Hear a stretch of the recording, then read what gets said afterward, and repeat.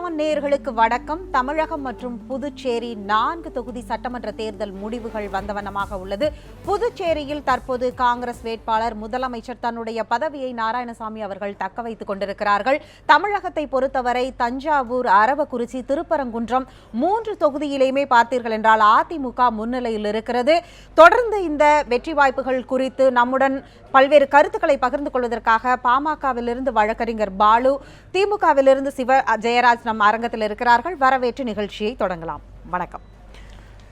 பாமக கொஞ்சம் தாமதமாக வேட்பாளர்களை அறிவித்தீர்களா? அது ஒரு காரணமா? உங்களுடைய கள நிலவரம் என்னவாக இருக்கிறது? அதாவது பொதுவாக இடைத்தேர்தலில் பாட்டாளி மக்கள் கட்சி போட்டியிடுவதில்லை. ஆனாலும் இந்த தேர்தலில் போட்டியிட முடிவு செய்ததற்கு 2 காரணங்கள். ஒன்று, இது ஒத்திவைக்கப்பட்ட ஒரு பொது தேர்தல். 234 தொகுதியிலும் போட்டியிடுகிறோம் என்ற அடிப்படையில் இதில் போட்டியிட்டோம். இன்னொரு மிக முக்கியமான காரணம், இந்த தொகுதியினுடைய தேர்தல்கள் தள்ளி வைக்கப்பட்டதற்கு காரணமே பாட்டாளி மக்கள் கட்சியினுடைய வேட்பாளர் பாஸ்கர் அவர்கள் கொடுத்த புகாரின் மீது தான் இந்த நடவடிக்கை மேற்கொள்ளப்பட்டது. அப்படி இருக்கின்ற பொழுது நாம் தேர்தலை சந்திக்க வேண்டும் என்ற அடிப்படையில் தான் இந்த முடிவை எடுத்தோம். நாங்கள் தேர்தல் பங்காற்றியது, தமிழகம் முழுவதும் இருந்து எங்களுடைய கட்சியை சார்ந்தவர்கள் அங்கே சென்று தேர்தல் பணியாற்றியதில் எந்த குறைபாடும் இல்லை. ஆனால் தமிழ்நாட்டில் தொடர்ந்து நடைபெற்று கொண்டிருக்கக்கூடிய இந்த ஜனநாயக படுகொலை என்பது தொடர்ந்து கொண்டே இருக்கிறது. எப்பொழுது இது நிறுத்தப் போகிறோம்? இதற்கு என்னதான் தீர்வு? இதை எப்படி தான் இது முடிவுக்கு கொண்டு வருவது என்பது தான் இப்பொழுது எழுந்திருக்கக்கூடிய ஒரு ஐயம். என்னவென்றால், இடைத்தேர்தல் என்றால் ஆளும் கட்சி வெற்றி பெறும் என்பது ஒரு புறம் இருக்கட்டும். ஆனால் தேர்தல் என்றால் பணம் கொடுத்து தான் வாக்கை பெற வேண்டும், பணம் கொடுத்தால்தான் மக்கள் வாக்களிப்பார்கள் என்ற ஒரு நிலைமை உருவாகி கொண்டிருக்கிறது. இது ஜனநாயகத்திற்கு நன்றாக ஒரு ஆரோக்கியமான ஒரு சூழலாக இருக்க முடியாது. கடந்த தேர்தலில் 2 கட்சியையும் பணம் கொடுத்தார்கள் என்பதற்கான ஆதாரத்தின் அடிப்படையில் தேர்தல் ஆணையம் தேர்தலை ஒத்திவைத்தது. அதற்கு பிறகு இந்த தேர்தலில் இதையாவது ஒரு நியாயமாக நடுநிலையோடு தேர்தல் பண விநியோகம் இல்லாமல் நடைபெற வேண்டும் என்ற எதிர்க்கட்சிகளுடைய பல்வேறு விதமான கோரிக்கைகளையும் நிராகரித்து அந்த அரவாக்குறிச்சி, தஞ்சாவூர் தொகுதியில், அரவாக்குறிச்சி எடுத்துக்கொண்டால் திமுக 500 ரூபாய் பணம் கொடுக்கிறது, அதிமுக 1000 ரூபாய் பணம் கொடுக்கிறார்கள். தஞ்சாவூரில் எடுத்துக்கொண்டால் திமுக 500 பணம் கொடுக்கிறது, அதிமுக 1500 ரூபாய் பணம் தருகிறார்கள். அதே போன்று திருப்பரங்குன்றத்திலும் இப்படி மிகச்சரியாக எந்த விதமான தங்குதடையும் இல்லாமல், பிரச்சனையும் இல்லாமல் மிகச்சரியாக பண விநியோகம் செய்யப்பட்டு நடத்தப்பட்ட தேர்தலின் முடிவை மக்கள் வாக்களித்திருக்கிறார்கள். போன்று, அதாவது தஞ்சை வேட்பாளர், உங்களுடைய பாமக வேட்பாளர் பாஸ்கரன் தான் இந்த பிரச்சனை. அரவக்குறிச்சி வேட்பாளர் குஞ்சிதவாதமாக இருக்கட்டும். மற்றொன்று பார்த்தீர்கள் என்றால் இப்பொழுது திருப்பரங்குன்றம் செல்வம் 3 வேட்பாளர்கள் உங்களுடைய வேட்பாளர்கள் இருக்கிறார்கள். ஏற்கனவே வேட்பாளர்கள் முறைகேடில் ஈடுபட்டார்கள் அதிமுக, திமுக என்ற குற்றச்சாட்டில் இந்த தேர்தலை தள்ளி வைத்ததன் அடிப்படையில் தேர்தல் ஆணையம் மீண்டும் அதே தேர்தலில் திரும்ப வேட்பாளர்கள் அதே வேட்பாளரை நிறுத்திய போது ஏன் நீங்கள் மீண்டும் இதனை ஒரு பிரச்சனையாக எடுத்து செல்லவில்லை? அது பெரிய பிரச்சனையாக நாங்கள் கொண்டு சென்றோம். அதாவது எப்படின்னு பார்த்தீங்கன்னா, முதலில் தேர்தல் ஆணையத்தை அணுகினோம். என்னவென்றால், அந்த 2 கட்சியினுடைய அதே வேட்பாளர்களை நிறுத்தக்கூடாது, அதை நிறுத்துவதிலிருந்து அந்த கட்சியிடமிருந்து ஒரு உத்தரவாதத்தை பெற வேண்டும் என்று சொன்னோம். தவறினார்கள். உயர்நீதிமன்றம் சென்றோம்.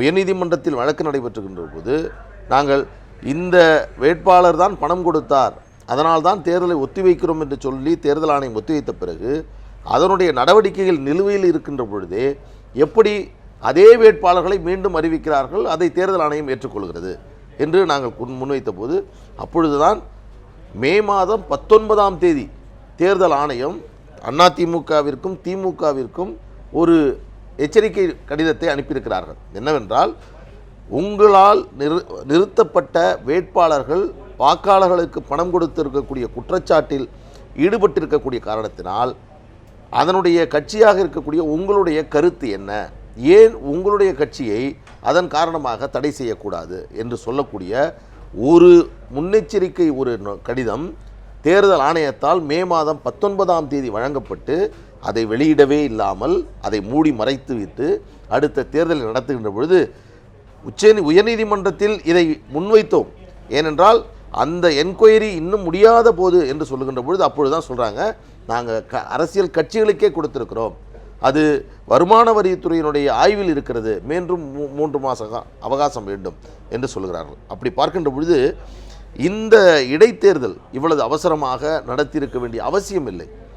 புதுச்சேரியை எடுத்துக்கொண்டால் திரு நாராயணசாமி அவர்கள் வெற்றி பெற்றாக வேண்டும், அவருடைய 6 மாத காலத்துக்கு முடித்தாலும் அதற்காக பரவாயில்லை. ஆனால் தமிழ்நாட்டில் அதற்கான எந்த விதமான ஒரு நெருக்கடியும் இல்லை. இன்னும் 6 மாதம் தள்ளி வைத்திருக்கலாம், அதற்கான முடிவை தெரிந்திருக்கலாம். ஒருவேளை அந்த தள்ளி வைத்ததற்காக தேர்தல் ஆணையம் எடுத்த முடிவு தவறாக கூட இருந்திருக்கலாம்.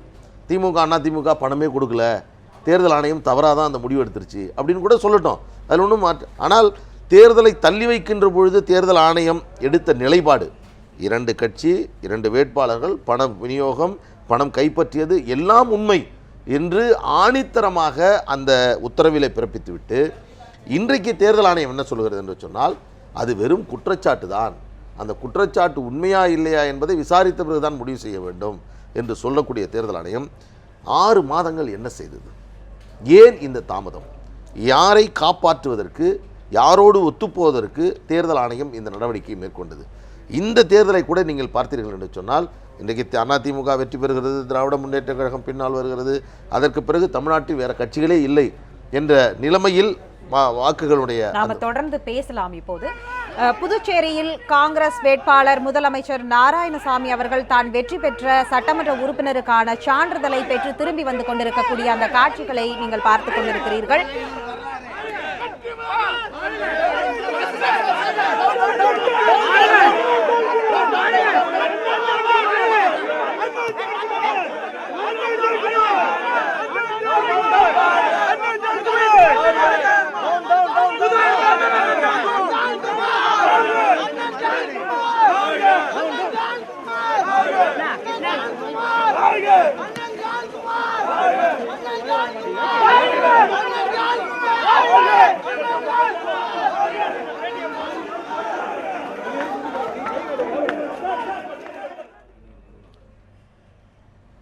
சிவஜெயராஜ், நீங்கள் சொல்லுங்கள். பாமக தரப்பிலிருந்து வைக்கப்பட்டிருக்கக்கூடிய இந்த குற்றச்சாட்டு, திமுக அதிமுக இரண்டும் பணம் கொடுத்தது, பணத்துடைய அளவுதான் வேறு வேறு அப்படிங்கிற குற்றச்சாட்டை பொது தேர்தலிலும் அவர்கள் செய்தார்கள்.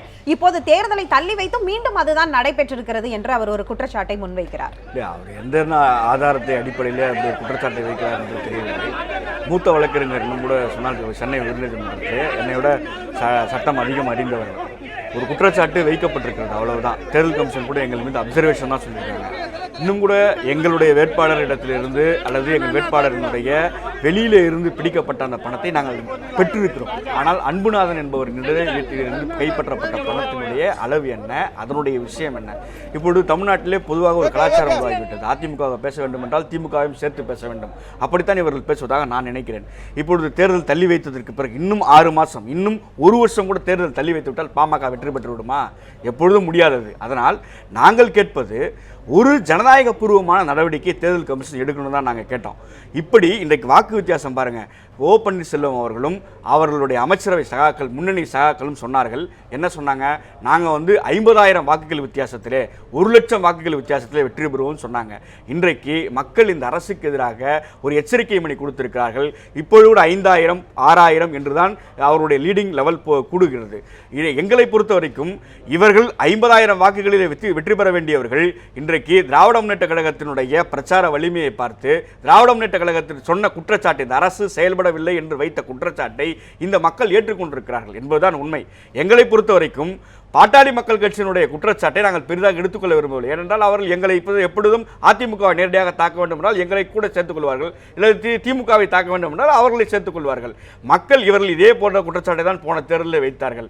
மக்கள் அவர்களை புறக்கணித்தார்கள். ஒரு தொகுதியிலே கூட அவர்கள் வெற்றி பெற முடியவில்லை. இன்னும் கூட அவருடைய முதலமைச்சர் வேட்பாளரே பெண்ணாகரத்தில் டெபாசிட் இழந்தார். அவர் சொந்த தொகுதி 6 நாடாளுமன்ற தொகுதியில ஒரு தொகுதி பெண்ணாகரம், அதிலே அவர் டெபாசிட் இழந்திருக்கிறார். அப்படி ஒரு 3வது இடத்துக்கு போனதா? மூன்றாவது இடத்திற்கு தள்ளப்பட்டார். நான் கேட்பது, சரி 3வது இடத்துக்கு தள்ளப்பட்டார், 3வது இடத்துக்கு தள்ளப்பட்டார், அது அசிங்கம் இல்லையா உங்களுக்கு? நான் கேட்பது, திண்டிவனம் நகராட்சியில் கூட உங்களால் வெற்றி பெற முடியாது தனித்து நின்று. நீங்கள் முதலமைச்சராகி விடுவோம் என்று நீங்கள் வெளிப்படையாக அறிவித்தீர்கள். மக்களை ஏமாற்றீர்களே அல்லது உங்கள் கட்சியை ஏமாற்றினீர்களே? யாரை ஏமாற்றுவதற்காக இந்த விஷயத்தை செய்தீர்கள் என்ற கேள்விக்கு பதில் சொல்ல முடியுமா? யார் வேண்டுமானால் ஜனநாயகத்தில் முதலமைச்சராகலாம், அதே எங்களுக்கு எந்த மாற்று கருத்தும் கிடையாது. ஆனால் பலமிக்க எங்களோடு நீங்கள் சரிசமமாக மோதுவதை போல ஒரு பாவனை காட்டினீர்களே, ஒரு பாவலா காட்டினீர்களே, நான் அப்பொழுதே சொன்னேன் எல்லா நிகழ்ச்சியிலும், கத்தி சண்டை என்றால் 2 கத்தி சண்டை தான் இருக்க வேண்டும். அட்டை கத்தியோடு நாங்கள் சண்டை போடுவதில்லை. ஆனால் மக்கள் இன்றைக்கு சரியான பதிலடியை தேர்தல் களத்திலே அவர்களுக்கு கொடுத்தார்கள். இப்பொழுது நீங்கள் வழக்கு போட்டு தள்ளி வைத்து விட்டால் என்ன ஆகிவிட்டது, என்ன ஆகிவிட முடியும் என்று நினைக்கிறீர்கள்? ஜனநாயகத்திலே ஒரு வழக்கு போட்டு ஒரு தேர்தலை தள்ளி வைக்க வேண்டும் என்று நினைப்பது என்பது நல்ல விஷயம். நான் என்ன சொல்லலாம், சிவஜெயராஜ் சொல்கிறார் இல்லையா, அதிமுகவை திட்ட வேண்டும் என்றால் திமுகவை சேர்த்துக் கொள்வது, திமுகவை திட்ட வேண்டும் என்றால் அதிமுகவை சேர்த்துக் கொள்வது என்று. பாமகவுடைய அரசியல் கிராஃப், அதோடைய தேர்தல் அரசியல் வரலாறு கிராஃபை பார்த்தீங்கன்னா இந்த 2 கட்சியோட தான் கூட்டணி வச்சு இந்த தேர்தல் தான் நீங்கள் தனியாக ஒரு முதலமைச்சர் வேட்பாளர், ஒரு மாற்று சிந்தனை, ஒரு கொள்கையை அறிவிப்பது, பிரச்சார யுக்தியை மாற்றி அமைத்தது என்று அதை அமைத்தீர்கள். ஆனால் அது டெல்லியை போன்று ஒரு காங்கிரஸ் பாஜகவுக்கு மாற்றான ஒரு ஆம் ஆத்மி மாதிரி இங்கு நடக்கும்னு நினைத்து அமைத்ததா, இல்ல கடந்த காலத்துல நீங்க இதே மாதிரி 2 கட்சிகளோட கூட்டணி வச்சுட்டு இன்னைக்கு வெளியில அந்த 2 கட்சியும் அப்படின்னு சொல்றத மக்கள் எப்படி எடுத்துக்கொள்வார்கள்னு நினைக்கிறீங்க? அதாவது திமுகவையும் அதிமுகவையும் ஒரே நேரத்தில் சேர்த்து பேசுகிறாங்கன்னு சொல்கிறாங்க. இதில் 2 வேறுபட்டு இருக்கிறது. இருங்க நான் முடிச்சிடுறேங்க. நீங்கள் வேணா பேசுங்க, நான் வேணா சும்மா இருக்கேன். அதாவது ஊழல் செஞ்சுறதுல 2 பேரும் நாங்கள் செஞ்சதே இல்லை, அவங்க தான் செஞ்சாங்க அப்படி சொல்லக்கூடிய நிலைமையில் திமுகவும் அதிமுகவும் இருக்கிறதா? தேர்தலில் நடத்தக்கூடிய முறைகேடுகளில் பணம் கொடுக்கறதுல யாராவது நாங்கள் அப்படி கிடையாது, எத்தனை வாக்கு வந்தாலும் பரவாயில்லை, வெற்றி பெற்றாலும் பரவாயில்லை, தோற்றாலும் பரவாயில்லை, வாக்காளர்களுக்கு நாங்கள் பணம் தர மாட்டோம் என்று சொல்லக்கூடிய நிலைமையில் இவர்கள் வேறுபட்டிருக்கிறார்களா? எங்கள் வீட்டில் திருட 2 பேரும் வந்தான்னா 2 திருடன் வந்தான்னு தான் நாங்கள் சொல்லணும். அதில் ஒருத்தர் தான் திருடன் வந்தான், அவரோட துணைக்கு தான் ஒருத்தர் வந்தார் நான் சொல்ல முடியும். இன்னொரு திருடன் அது அப்படி பார்க்கின்ற பொழுது இல்லை அதாவது இப்படி ஒரு விவாதம் பண்ணா நீங்களே பண்ணீங்க. அதாவது நான் என்ன சொல்றேன்,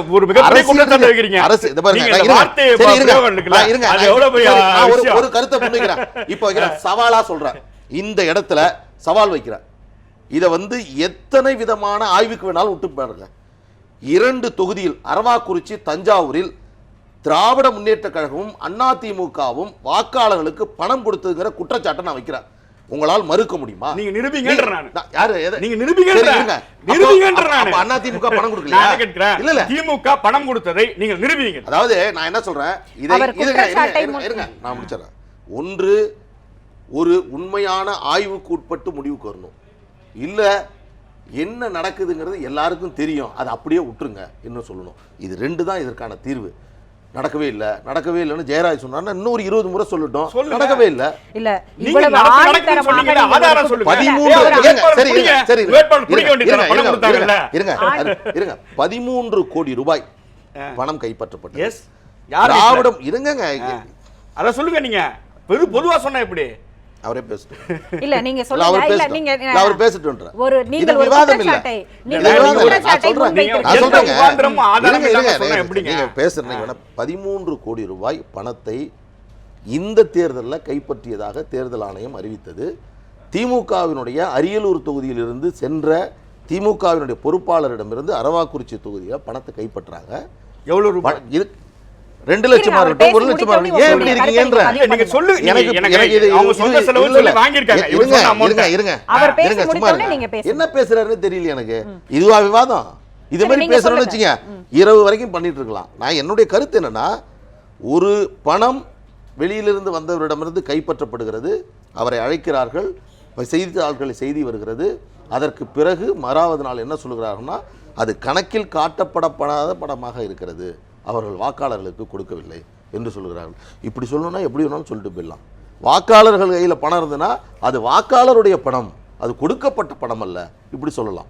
எப்படி வேண்டுமானாலும் நாம் பேசலாம். ஆனால் யதார்த்தம், உண்மை நிலவரம், கள நிலவரம் என்ன என்பது உங்களை போன்ற ஊடகத்துக்கு தெரியும், பத்திரிகைக்கு தெரியும், தேர்தல் ஆணையத்திற்கு தெரியும், நீதிமன்றத்திற்கு தெரியும், எல்லோருக்கும் தெரியும். தமிழ்நாட்டில் பணத்தை வைத்து அரசியல் செய்யக்கூடிய இயக்கங்களாக திமுகவும் அதிமுகவும் தொடர்ந்து நடந்து வருகிறது என்பதை யாராலையுமே மறுக்க முடியாது. ஆனால் ஜெயராஜ் இல்ல அவர் சொல்லட்டும், இல்ல நாங்க அப்படி பார்த்தாருன்னா சொல்லுங்க. Sir police security point of வியூல குட்டாவணும் சார். நீங்க தப்பா ஏங்க தள்ளுறீங்க? ஏங்க தவளம் தள்ளுறீங்க? ஏங்க தவளம் தள்ளுறீங்க? தள்ளுறீங்க. அந்த ஃப்ரண்ட்ல பாருங்க. சும்மா மேல என்னுடைய கேள்வி அதுதான். அதாவது இவ்வளவு ஆணித்தரமாக ஒரு குற்றச்சாட்டை ஆணித்தரமாக ஒரு குற்றச்சாட்டை நீங்கள் திருடன் என்ற வார்த்தையை பயன்படுத்தும் போது எல்லா கட்சிகள் மீதும் நீங்கள் தலையிலேருந்து ஆரம்பிச்சு டெல்லியில ஆரம்பிச்சு கன்னியாகுமரியிலேருந்து ஒரு சிறு கட்சி இன்னைக்கு ஒரு லெட்டர் பேட் கட்சி முளைத்திருந்தால் கூட ஒரு ஊழல் குற்றச்சாட்டு அந்த கட்சி மேல இருக்கும். அப்படி பார்க்கும் பொழுது உங்கள் கட்சி மீதும் ஒரு ஊழல் குற்றச்சாட்டு இருக்கும், அதிமுக மீதும் இருக்கும். அதை வைத்துக் கொண்டு ஊழல் குற்றச்சாட்டு இருப்பதற்காக ஒரு கட்சியை தமிழ்நாட்டுல திமுக, அண்ணா திமுக, பாமக மட்டும் இல்ல, அதை தாண்டி நிறைய கட்சிகள் இருக்கு. நாங்க சொல்ற குற்றச்சாட்டு பண விநியோகம், வாக்காளர்களுக்கு பணம் கொடுக்கக்கூடிய இந்த கலாச்சாரத்தை இந்த 2 கட்சி வச்சுதுன்னு நான் சொல்றேன். என்ன தப்பு இல்ல, நான் ஒத்துக்கிறேன். அண்ணா சொல்றது அருமையான கருத்து. அவருடைய எண்ணம் நல்ல எண்ணம் நிறைவேறணும்னு நான் நினைக்கிறேன். அண்ணன் கேட்டிங்கன்னா வாக்காளர்களுக்கு பணம் கொடுப்பது கூடாது என்பது சாமானியன் அப்பொழுதுதான் வெற்றி களத்துக்கு வர முடியும். இல்லையென்றால் வியாபாரிகளும் பண முதலிகளும் மட்டும்தான் களத்திற்கு வரக்கூடிய சூழ்நிலை கண்ணால் நிதர்சனமாக பார்க்க முடிகிறது. எங்களுக்கு அப்படியான எந்த எண்ணமும் கிடையாது. எங்களுக்கு பிரச்சாரம் தான். எங்கள் தளபதியினுடைய பிரச்சாரத்தை வைத்தான் நம்பித்தான் நாங்கள் தேர்தலை சந்திக்கிறோம். கடந்த தேர்தலில் சந்தித்தோம், 90 தொகுதியில் வெற்றி பெற்றோம். இதிலே இன்றைக்கு இவ்வளவு பெரிய மார்ஜினை இவர்கள் அதிகாரிகள், அமைச்சர்கள், இன்னும் இத்தனை அரசு துஷ்பிரயோகம் இயந்திரங்களை துஷ்பிரயோகம் செய்தும் இவர்களால் மிகப்பெரிய மார்ஜின் ஓட்டை இவங்களால் கைப்பற்ற முடியல. அதுதான் எங்களுக்கு நேரடியாக களத்தில் இருக்கிற ஒரே கட்சி அதிமுக தான். அதிமுகவுக்கு நாங்கள் தான் எதிரி. அவள் மற்றவர்களை பற்றி எங்களுக்கு ஓரங்க நாடகத்தில் அங்கங்கே கலைஞர் இருப்பதை போல் இருப்பவர்களை பற்றி எங்களுக்கு கவலை கிடையாது. எங்களை பொறுத்த வரைக்கும் எங்களுடைய குற்றச்சாட்டு, அண்ணன் பாலு அவர்கள் வைத்த குற்றச்சாட்டு, நேரடியாக வைத்தால் உங்கள் வேட்பாளர் எங்கள் மீது குற்றச்சாட்டை பதிவு செய்து பிடித்து நீங்கள் கொடுத்து ஆதாரத்தோடு காட்டுங்கள். நீங்கள் யாரோ நான் சொல்றேன், திமுக செய்ததுக்காக ஒத்தி வைக்கல. அன்புநாதன் வீட்டுல ஒரு நிமிஷம் இருங்க, நீங்க பேசுறப்ப நான் குறுக்கிடல. அன்புநாதன் வீட்டுல கைப்பற்றப்பட்ட பணம் ஆம்புலன்ஸ்ல போச்சு. அன்புநாதனுக்கும் அந்த வேட்பாளர் செந்தில் பாலாஜிக்கும் என்ன மாதிரியான அவர்களுடைய தொடர்பு என்பது எல்லாருக்குமே தெரியும், வியாபார தொடர்புள்ளவர்கள். அதனால் தான் நிறுத்தி வைக்கப்பட்டதை தவிர என்ன திமுக பணம் கொடுத்ததை கைப்பற்றி விட்டதை போல எங்கள் இடத்திலே நீங்கள் எத்தனை ஆயிரம் கோடி கைப்பற்றினாங்க நீங்கள் சொல்லுங்க. எத்தனை கோடி கைப்பற்றப்பட்டது? யாரோ அரியலிருந்து போனாங்களாம், வழியில பிடிச்சாங்களா, அடுத்த நாள் காலைல கணக்கு அமைச்சு பணத்தை பொதுமக்களினுடைய பணம் தான் சார் மேடம் பிடிக்கப்படுது. நீங்க நல்லா ஒன்று புரிஞ்சுக்கணும், பொதுமக்களினுடைய பணம் தான் பிடிக்கப்படுகிறது, பொதுமக்கள் தான் கஷ்டப்படுறாங்க. இப்ப 500,000 நோட்டு விஷயத்துல பணம் வைத்திருக்கிறவர்கள் அமைதியா இருக்கான். ஏடிஎம் வாசல்ல ஒருவேளை சொற்றுக்கும் வழி இல்லாதவர்கள் நிக்கிறோம் இன்னைக்கு. ஆக இது தடுக்கப்பட வேண்டும் என்கின்ற பாமகவின் நல்ல நோக்கம் நிறைவேற என்னுடைய வாழ்த்துக்கள். அதாவது பணத்தை இனிமேலுக்கு கொடுக்காம வாக்குகளை வேட்பாளர்கள் வாங்கணும் அப்படிங்கிறதுக்கு நீங்களே இப்ப முன் சொல்றதா சொல்றீங்க. பாமக தரப்பில், அதாவது அதிமுகவிலும் முக்கியமாக தலைமை யாருமே மிகப்பெரிய அளவில் அமைச்சர்கள் இருந்தாலும் அவர்களுடைய தலைமை என்பது அவர்களுடைய பொதுச் செயலாளர் ஜெயலலிதா அவர்கள் தான். அவர் களத்திற்கு வரவில்லை. திமுகவில் பார்த்தீர்கள் என்றால் திமுக தலைவர் கருணாநிதி களத்திற்கு வரவில்லை. அப்படியான ஒரு சூழலில் நீங்கள் இந்த தேர்தல் களத்தை எப்படி பயன்படுத்தினீர்கள்னு ஒரு கேள்வி இருக்குல்ல. குறைந்தபட்சம் உங்களுடைய அரசியல் செல்வாக்கினுக்காக, உங்களுடைய அரசியல் கட்சியுடைய அடுத்த கட்ட வளர்ச்சிக்கு நீங்க எப்படி, ஏன்னா ஏதோ ஒரு தொகுதியோட இடைத்தேர்தல் போனா போது அப்படிங்க சொல்லிட முடியாது. இது 3 தொகுதிங்கிறது பெரியதான். 3ங்கிறது எண்ணிக்கை பெருசுதான். இன்னைக்கு 1 நாளே பெருசாதான் நினைக்கிறோம் நம்ம அரசியல் வரலாற்றுல. அப்ப நீங்க இதை எப்படி பயன்படுத்தினீர்கள்? அதாவது இந்த இடைத்தேர்தல் தொடர்ச்சியாக ஒரு ஆளுங்கட்சியாக இருந்தால் அது வெற்றி பெறுவதும் அவர்களுடைய பணம் விநியோகம் செய்வதும் தமிழ்நாட்டில் தொடர்கதையாக இருந்து கொண்டிருக்கிறது. இந்த இடைத்தேர்தலுடைய முடிவினால் ஒரு அரசியல் கட்சியினுடைய எதிர்காலம் என்ன ஆகும் என்பது அல்ல பொருள். எந்த காரணத்திற்காக மக்கள் இந்த வாக்களித்திருக்கிறார்கள், இது எதற்காக அளிக்கப்பட்ட வாக்கு, கடந்த 6 மாத காலத்தில் அதிமுக செய்த அளப்பெரிய சாதனைக்காகவா அல்லது அவர்கள் செய்ய தவறியதற்காகவா? அப்படியெல்லாம் இதில் ஒன்றுமே இல்லை. இது முழுக்க பணம் கொடுக்கிறார்கள். யார் அதிகமாக பணம் கொடுக்கிறார்கள், யார் இப்போ எம்எல்ஏ, எம்பி, மினிஸ்டர்ஸ் என்ற அளவில் யார் வருகிறார்கள் என்ற அளவில் மட்டுமே பார்த்து கொடுக்கப்படக்கூடிய தேர்தலாக இருக்கிறது. அதனால் இதில் வரக்கூடிய முடிவுகள் என்பது பெரிய தாக்கத்தை நிச்சயமாக ஏற்படுத்த போய் அனைவருக்கும் தெரியும். குற்றச்சாட்டு இல்லை, எங்கள் மீது எதுவுமே இல்லை என்று சொல்லுகிறார். 19ஆம் தேதி மே மாதம் 2016 பேப்பரில் நான் கொடுக்குறேன். தேர்தல் ஆணையம் பிரசிடென்ட் திராவிட முன்னேற்ற கழகம் என்று ஒரு கடிதத்தை எழுதுகிறது. General election Tamil Nadu legislative assembly incident attempt to bribe the electoral என்று சொல்லிவிட்டு, the candidate duly set up by the Dravida Munnetra Kazhagam indulging electoral offence money and other gift என்று நீங்கள் அந்த சொல்லப்பட்டிருக்கக்கூடிய குற்றச்சாட்டை அப்படியே வைத்திருங்கள். நான் எங்கும் போகவில்லை. நமது செய்தியாளர் அரவக்குறிச்சியில தொடர்புல இருக்கார். அவரிடம் அங்கு ஒரு போராட்டம் நடைபெற்றுக் கொண்டிருக்கிறது. அதை பார்த்துவிட்டு வரலாம். அருண், அங்கு பாஜக என்ன மாதிரியான குற்றச்சாட்டை முன்வைக்கிறார்கள்? வாக்கு எண்ணிக்கையில் முறைகேடு நடந்திருப்பதாக தகவல் வந்திருக்கிறது. அது பின்னணி தகவல் என்ன வச்சிருக்கீங்க, சொல்லுங்க. நிச்சயமாக காலை 8 மணிக்கு வாக்கு எண்ணிக்கையான தொடங்க வேண்டும். வாக்கு எண்ணிக்கை தொடங்குவதற்காக அதனுடைய முகவர்களும் அதனுடைய வேட்பாளர்களும் உள்ள வந்து வாக்கு எண்ணிக்கை மையத்திற்கு செல்ல வேண்டும். இதற்காக வந்து ஏற்பாடுகள் வந்து தேர்தல் நடத்த அலுவலர் வந்து முறையாக செய்யவில்லை என்பதுதான் காலை முதல் பிரச்சனை. இது வந்து வாக்கு எண்ணும் மையங்கள் காலை முதலே தொடர்ந்து பரபரப்பாக காட்சியளிக்கிறது. பாஜக வேட்பாளரும் சரி, அதே தேமுதிக வேட்பாளரும் சரி, காலை முதல் முறையாக வாக்கு எண்ணிக்கை நடக்கவில்லை என்று காலை முதலே குற்றங்களை சாட்டியிருக்கிறார்கள். இது 3வது முறையாக வந்து சாலை மறியல் போராட்டங்களில் ஈடுபட்டு இருக்காங்க. அந்த காட்சிகளை பார்த்துக் கொண்டிருக்கிறோம். இப்போ பாஜகவுடைய வேட்பாளர் அவர்கள் பிரபு அவர்கள் மயங்கிய நிலையில் வந்து அவர்களை தூக்கி செல்லக்கூடிய காட்சியை பார்க்க முடியுது. காலை முதலே இந்த போராட்டங்கள் வந்து நடைபெற்றுக் கொண்டிருக்கிறது. அந்த காட்சியை பார்த்துக்கிறோம். பாஜக வேட்பாளர் வந்து தற்போது அவருடைய மயங்க நிலையில் அவருடைய தொண்டர்கள் வந்து அவரை வெளியே கொண்டு செல்வதற்காக முயற்சிகளை மேற்கொண்டு இருக்காங்க. அந்த காட்சிகளை பார்த்துக் கொண்டிருக்கிறோம். அதை காவல்துறை தடுத்து நிறுத்தி கொண்டிருக்கிறார்கள். அவர் உள்ளே செல்வதற்கும் அனுமதிக்கவில்லை, கைது செய்வதற்கும் அனுமதிக்காமல் வந்து காலை முதல் 3 முறை கைது செய்யப்பட்டிருக்கிறார்கள். அவர்கள் வெளியே செல்வதற்கு அனுமதி இல்லாத காரணத்தால் அவருடைய மைய வளாகத்தின் முன்பாக மைய வழியில் வந்து நின்று தற்போது பிரச்சனையை பார்த்து கொண்டிருக்கிறோம். தள்ளுமுள்ளு போராட்டங்கள் காலை முதல் நடைபெற்றுக் கொண்டிருக்கிறது. அதே போல தேமுதிக வேட்பாளரும் வந்து இந்த பிரச்சனையை முன்வைத்து தொடர்ந்து போராட்டங்களில் ஈடுபட்டு இருக்காங்க. அந்த காட்சிகளும் பார்த்து கொண்டிருக்கிறோம். இப்போ தற்போது தேமுதிக வேட்பாளர் அரவை முத்து நம்மிடம் இருக்காங்க. சில தகவலை பெறலாம். சார் சொல்லுங்க, இது என்ன இவ்வளவு பரபரப்பு? ஏன், எதுக்கான பிரச்சனை இது? சார், இவ்வளவு பரபரப்பு என்ன? ஆளுங்கட்சியினுடைய அராஜக வேலை. அவங்க வந்து போன வாட்டி வந்து மறுதேர்தல் எதுக்கு வந்துன்னு சொல்லிட்டு எல்லாத்துக்குமே நல்லா தெரியும். பணம் பட்டுவாடா பண்ணதுனால மறுதேர்தல் நடந்தது. அதே மாதிரி இந்த தேர்தலுக்கு வந்து எவ்வளோ ஆதரவு கொடுக்கணும், அதிகாரிகள் வந்து எவ்வளோ ஆதரவு கொடுக்கணும், அதே மாதிரி தேர்தல் அதிகாரி ஆதரவு கொடுக்கணும். நேற்று வந்து ஆர்வம் வந்து ஒரு வார்த்தை சொல்லியிருக்காரு, கரெக்டாக காலைல 7 மணிக்கு வந்துருங்க, 7 மணிக்கு வந்துருங்க அப்படின்னு சொல்லி அவர் சொல்லியிருக்காரு.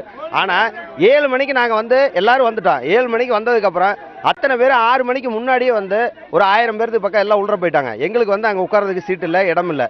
எங்களை வந்து புறக்கணிச்சிட்டாங்க. அதனால வந்து நாங்கள் வன்மையாக கண்டிச்சு வெளியில் இந்த தேர்தலை வந்து ரத்து செய்யணும்னு சொல்லி வன்மையாக நாங்கள் கண்டிக்கிறோங்க. இல்லை, இது வந்து காலையில் என்ன பிரச்சனை நடந்தது? இப்போ ஏன் இத்தனை முறை வந்து நீங்கள் உங்கள் கைது செய்யறதுக்கான காரணம் என்ன? இப்போ ஏன் வந்து இப்போ அவர் மயங்கி விழுந்திருக்காங்க அப்படின்றப்ப வெளியே கொண்டு போகிறது காவல்துறை அனுமதிச்சிருக்காங்க இல்லையா? சார், இது 3வது முறை அரெஸ்ட் பண்ணுறோம்னு சொல்லியிருக்காங்க. ஃபர்ஸ்ட் இங்கே வந்து இந்த ப்ராப்ளத்தினால நாங்கள் மறியல் பண்ணுறதுக்கு போனால் அதுக்கு வந்து ஃபர்ஸ்ட் ஒரு அரெஸ்ட் பண்ணி கரூர் வரைக்கும் கொண்டு போனாங்க. மண்டபத்துக்கு கொண்டு வரோம்னு சொல்லிட்டு கரூர் கொண்டு போனாங்க. அரெஸ்ட் பண்ணிட்டோம்னு சொல்லிட்டு அங்கே கொண்டு இறக்கி விட்டேன். நாங்கள் ரிட்டன் வந்து திருப்பி உங்களை அரெஸ்ட் பண்ணிக்கணும்னு சொல்லிட்டு பழையபடி கொண்டு வந்து இதே குமாரசாமி காலேஜுக்குள்ள கொண்டு வந்து அடைச்சி வச்சுக்கிட்டு எங்களை வந்து உள்ள அனுமதி இல்லைங்கும் போது எங்களை வெளிவிடுங்கன்னு சொன்னா இல்லை, நீங்க உள்ளதான் இருக்கணும்னு சொல்லி போலீஸ் வந்து அராஜகம் பண்ணிட்டு இருக்காங்க. இப்போ வந்து ஏன் இவ்வளவு பிரச்சனை அப்படிங்கிறத தாண்டி இப்போ வந்து எதற்கான வந்து நேற்று முதலே வந்து உட்கார்ந்துருக்காங்க அப்படின்னா யாரும் அமர்ந்திருக்காங்க, என்ன மாதிரி பிரச்சனை நடந்திருக்கு? வாக்கு எண்ணிக்கை மையங்களில் வந்து மாற்றம் நடத்தப்பட்டு அது வந்து ஆளுங்கட்சியினுடைய சப்போர்ட்டோட சுயேட்சை வேட்பாளர்கள் நிறைய இருக்காங்க உள்ள. இப்போ பார்த்தீங்கன்னா வந்து பிஜேபியினுடைய முகவர்களுக்கும் காவல்துறைக்கும் இடையே மிகப்பெரிய தள்ளுமுள்ளானது நடைபெற்றுக் கொண்டிருக்கிறது. அந்த காட்சிகளை பார்த்துக் கொண்டிருக்கிறோம். அவருடைய வேட்பாளர் அவர்கள் வந்து மயங்க நிலையில் வந்து காட்சியளிக்கிறார்கள். பார்க்கும்போது கைகலப்பே தற்போது ஏற்பட்டுக் கொண்டிருக்கிறது. அந்த காட்சிகளை நாம் பார்த்துக் கொண்டிருக்கிறோம். காலை முதலே இது போன்ற ஒரு பரபரப்பான சூழலில் மட்டுமே காட்சியளிக்கிறது. பாஜக வேட்பாளர் அவர்கள் வந்து தற்போது மயங்கிய நிலையில் வந்து அந்த புறத்தில் வந்து படுத்திருக்கிறார்.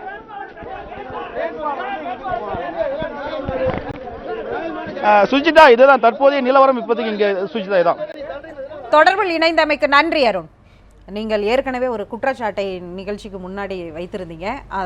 அந்த குற்றச்சாட்டை நீங்கள் எப்படி எதிர்கொள்ளுங்க? தேர்தல் ஆணையத்துடைய கடிதத்தை அவர் கடிதம் தான் கொடுத்துருக்காரு. அதிலே கூட எங்கள் மீது குறிப்பிட்ட இந்த பணம் இங்கே அது அப்படிலாம் சொல்லலை. அதிமுகவும் கொடுத்துக்கிட்டு அதிமுக இது வரைக்கும் ரிப்ளை பண்ணல. நாங்கள் உடனே ரிப்ளை பண்ணியிருக்கோம். எங்கள் மீது எந்த இடத்தில் என்ன ரிப்ளை என்ன கேட்டிங்கன்னா, வேட்பாளரினுடைய மகன் வீட்டில் சென்னையில் இருக்கிற வீட்டு, அதுவும் அரவக்குறிச்சி வீட்டில் அது வீட்டில் எடுத்த பணத்தை உடனே நாங்கள் ரிட்டர்ன் வாங்கியிருக்கோம். ஆக அவர் மிகப்பெரிய தொழிலதிபர். அவருக்கு வந்து மால் ப்ராக்டிஸ் பண்ணுன்ற அவசியமே இல்லை. ஏன்னா ஐடி கரெக்டாக கட்டுறாருன்னு கேசி பழனிசாமிக்கு ஐடி சென்ட்ரல் கவர்மெண்ட் அவார்டு கொடுத்துருக்கு. ஆக மகாசேஷ விருது ஏதோ ஒரு விருது வாங்கியிருக்காரு அவர். ஆக தொடர்ச்சியாக நாங்கள் வந்து எங்கள் பணியை நாங்கள் செய்து கொண்டு தான் இருக்கிறோம். இப்பொழுது பாமக மீது முதலமைச்சர் ஜெயலலிதா நஷ்டஈடு கேட்டு கோடி ரூபாய் நஷ்டஈடு 100 கோடி எனக்கு தெரியல வன்முறை செய்து பஸ்களை உடைத்ததாக தமிழக சட்டமன்றத்தில் தீர்மானம் நிறைவேற்றி இது கட்சியே அல்ல வன்முறை கும்பல் என்று சட்டமன்ற அவை குறிப்பில் பதிவு செய்திருக்கிறார் ஜெயலலிதா அம்மையார்.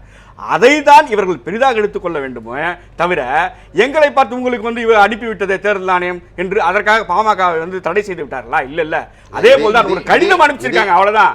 இதுவே என்ன இருக்கு, எங்களை தடை செய்து போறாங்களா திமுக? அதே மாதிரி பாமகவை எப்படி ஜெயலலிதா அவர்கள் சொன்னார்களோ அதே போன்று திராவிட முன்னேற்ற கழகத்தை ஜெயலலிதா சோளக்காட்டு பொம்மைகள்னு சொன்னார். அதற்காக ரொம்ப வருத்தப்படுவாங்க. அதை பத்தி தான் யோசிக்கணும்.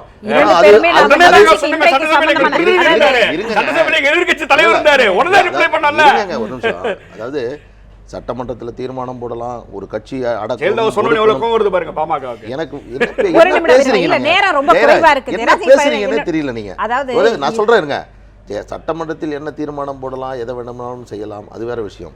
100 கோடி ரூபாய் பாமகவிடமிருந்து நஷ்டஈடு பெறுவோம் என்று சொன்னார்கள். சல்லி காசு வாங்க முடியாது. ஏனென்றால் ஒரு அரசியல் கட்சியை ஒடுக்க வேண்டும் என்ற அடிப்படையில் 8000 தொண்டர்களை இரவோடு இரவாக கைது செய்தார்கள். 134 பேர் மீது தேசிய பாதுகாப்பு சட்டம், குண்டர் சட்டம் போடப்பட்டது. அதையெல்லாம் நியாயப்படுத்துறாங்க. நான் என்ன சொல்றேன்னா, இதற்கு ஒரு செய்தி, அதற்கு ஒரு செய்தி. நான் என்ன கேட்கறேன்னா, 134 பேர் மீது குண்டர் சட்டம் போட்டார்களே, அது எந்த அடிப்படையில்? அது வேறொரு விவாதத்துக்கு நமக்கு நேர குறைவா இருக்கு. அதனால என்னுடைய இறுதி கேள்வியை நான் முன்னாடி வைக்கிறேன். என்னுடைய இறுதி கேள்வி, இப்ப அவர் ஒரு வார்த்தை இடையில சொன்னார், அதையே இறுதி கேள்வியா வைக்கிறேன். எங்களுடைய ஆட்கள் சட்டமன்றத்துக்கு உள்ள இருந்தாங்க, உடனடியா பதில் சொன்னோம் அப்படின்னு. அதே கேள்விதான் உங்களிடம். ஏன் பாமக தன்னுடைய உறுப்பினர்களை சட்டமன்றத்திற்குள் அனுப்புவதற்கான முயற்சிகள்ல எந்த அளவிற்கு இப்ப இந்த ஏற்கனவே போச்சு. சரி, இந்த 4 தொகுதிகளில் நீங்க என்ன மாதிரியான பங்காற்றுனீங்க அப்படிங்கிறது? இந்த வாக்குப்பதிவுக்கு முன்பாக பாட்டாளி மக்கள் கட்சியினுடைய நிறுவனர் மருத்துவர் ஐயா அவர்கள் வெளியிட்டுள்ள அறிக்கையில், பாட்டாளி மக்கள் கட்சி சட்டமன்றத்தில் ஜனநாயக கடமையாற்றுவதற்கு ஒரு வாய்ப்பை தாருங்கள். 2 கட்சிகள் மட்டுமே இன்றைக்கு சட்டமன்றத்தில் இருந்து கொண்டிருப்பதன் காரணமாக அடித்தட்டில் இருக்கக்கூடிய உழைக்கும் வர்க்கத்தினுடைய குரலாக அங்கு ஒலிப்பதற்கு யாரும் இல்லை. எனவே இந்த வாய்ப்பை பாமகவிற்கு தாருங்கள் என்று பாட்டாளி மக்கள் கட்சியினுடைய நிறுவனர் மருத்துவர் ஐயா அவர்கள் வேண்டுகோள் விடுத்தார். பணியாற்றினோம். எல்லாம் அப்படியே இருந்தாலும் கூட இந்த தேர்தல் தில்லுமுள்ளுகள், இப்பொழுது நடக்கக்கூடிய இந்த பண விநியோகம், இதை முடிவுக்கு கொண்டு வந்தால் மட்டும்தான் தமிழ்நாட்டில் ஒரு நல்ல அரசியல் மாற்றத்தை, நல்ல ஒரு ஜனநாயகத்தை நாம் கொண்டு வர முடியும். யார் வேண்டுமானாலும் ஜெயிக்கட்டும், அது திமுக கூட ஜெயிக்கட்டும், வேறு எந்த கட்சி ஜெயித்தாலும் அதை பற்றி கவலை இல்லை. ஆனால் பண விநியோகம் என்பது தமிழ்நாட்டில் புரையோடி போயிருக்கிறது. எல்லா நிலைகளிலும் இருக்கிறது. எங்களால் பணம் விநியோகத்தோடு தான் தேர்தலை நடத்த முடியும் என்ற நிலைமையில் ஒரு கையாலாகாத ஒரு தேர்தல் ஆணையமாக இருந்து கொண்டிருக்கிறது. இதை மாற்றுவதுதான் இன்றைக்கு தமிழ்நாட்டில் இருக்கக்கூடிய மிக மிக முக்கியமான ஒரு பிரச்சனை. இந்த தேர்தலுடைய ரிசல்ட் அது உணர்த்தக்கூடிய செய்தி அதுவா தான் இருக்கும் நீங்க சொல்றீங்க. இறுதியாக உங்களுடைய கருத்து, அதாவது 3 இடங்களிலும் நீங்கள் சொன்னது போன்று கடுமையாக உழைத்தீர்கள், ஆனால் எங்களுக்கு இந்த 3 இடங்களிலுமே அதிமுகவே மீண்டும் பிடித்திருக்கிறார்கள் தொகுதியை. நீங்கள் இதை எப்படி பார்க்கறீங்க? இறுதியாக சுருக்கமாக நாங்கள் இதை பெரிய தோல்வியாக கருதவில்லை. அண்ணன் பாலு அவர்கள் சொன்ன கருத்தை நான் வழிமொழிகிறேன். பணம் கொடுக்கும் கலாச்சாரத்தை தடுக்க வேண்டும். பணம் கொடுப்பு தடுத்து தேர்தல் ஆணையத்திற்கு அதிக அதிகாரத்தை கொடுக்கின்ற பொழுதுதான் ஜனநாயகம் உண்மையாக நிலைநாட்டப்படும். அதிமுக இது வெற்றி பெறவில்லை. அவர்கள் மார்ஜினல் வெற்றி தான் பெற்ற, மிக குறைந்த வாக்கு வித்தியாசம் தான் வெற்றியை நோக்கி செல்லுகிறார்கள்.